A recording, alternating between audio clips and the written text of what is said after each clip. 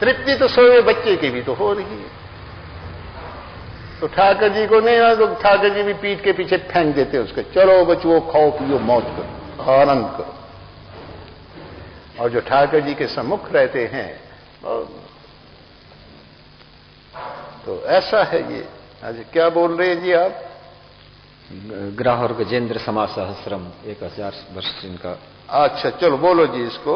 ग्राह और गजेंद्र समा सहस्रम पूरे 1000 वर्ष तक जल में लड़ते रहे। हाथी स्थलचर था और मगरमच्छ जलचर। जल में हाथी कमजोर पड़ गया और लाख कोशिश करने पर भी मगरमच्छ से नहीं छूट सका। गजराज को पक्का विश्वास हो गया कि परमात्मा के सिवा मुझे बचाने वाला संसार में कोई नहीं, अतः भगवान की शरण में जाने में ही मेरा कल्याण है। ऐसा विचार आते ही गुरु और गोविंद की कृपा से उसकी बुद्धि में वह स्तोत्र स्फुरित हो गया जिस स्तोत्र से हाथी की योनि में आने से पहले वाले जन्म में भगवान की स्तुति किया करता था।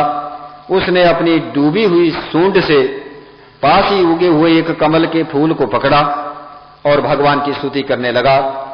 ओम नमो भगवते तस्मै यत् एतच्चिदात्मकं पुरुषाय आदि बीजाय परेशान विधिमहि। ये बहुत श्लोक हैं इसके जो गजेंद्र मोक्ष नाम से कहे गए हैं।